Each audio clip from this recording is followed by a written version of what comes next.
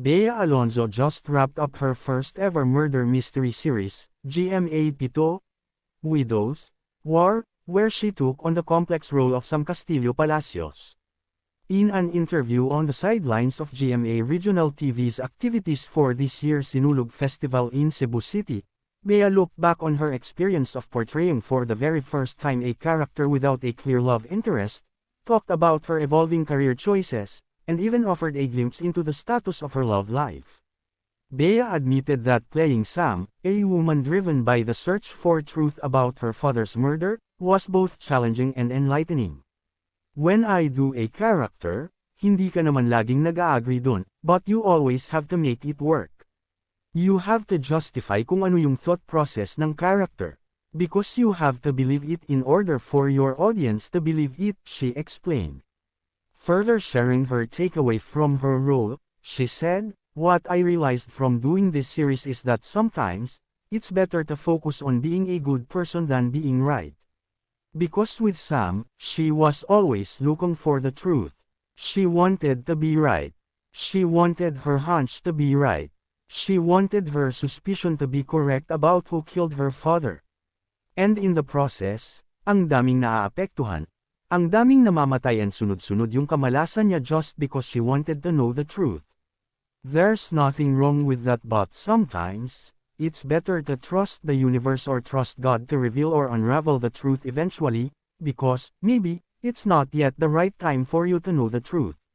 That's my personal learning." Widows, War, was a visible shift in Bea's acting choices. The murder mystery genre was a first for her on television, and it was a conscious decision to veer away from the romantic lead roles Bea had long been known for. In retrospect, she believes it was a good decision to accept the primetime series that also starred Carla Abellana, Timmy Cruz and Jean Garcia, etc.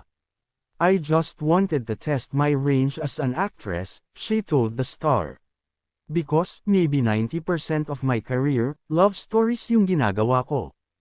As a fan of murder mystery dramas herself, she fully embraced the Widows, War challenge, but stressing that in terms of difficulty, it was the same level as doing romance-themed projects. And despite the dark material of the drama, Bea said she never let the character overwhelm her. "Akala ko magiging mahihirapan ako, baka madala ko, not the character. I've never experienced that, but the emotion of the character. Sometimes, nadadala mo siya sa totoong buhay," she said. "Surprisingly, doing this teleserye became my escape.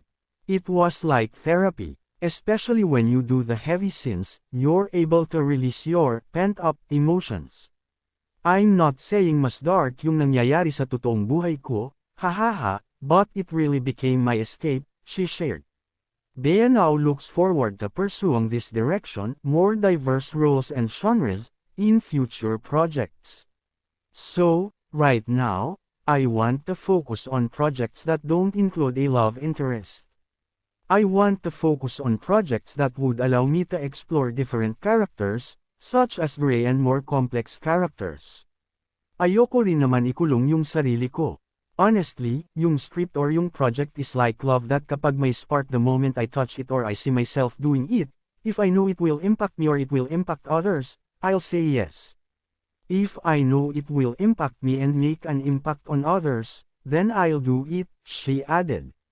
As for projects in the offing, the Kapuso star confirmed a series for streaming with director Eric Mati, a new movie and another GMA soap opera.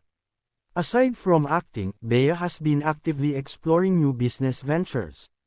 Her travel accessories brand, Bash, is set to launch another collection, and she hinted at another entrepreneurial endeavor this 2025. "It's nice to be able to wear a different hat sometimes. What I have learned from doing business is you should be 100% hands-on. Although I've been busy, I make sure that I'm still very much involved in my business," she said. When asked about her love life, Bea admitted she remains open but not in a rush. She shared, "I'm not closing my doors but wala pa naman so far. I'm not closing my doors 100%, but I've read something recently about the power of waiting. There's good in waiting. Sometimes, you don't need to look for love. Love will find you. And I believe in the power of waiting.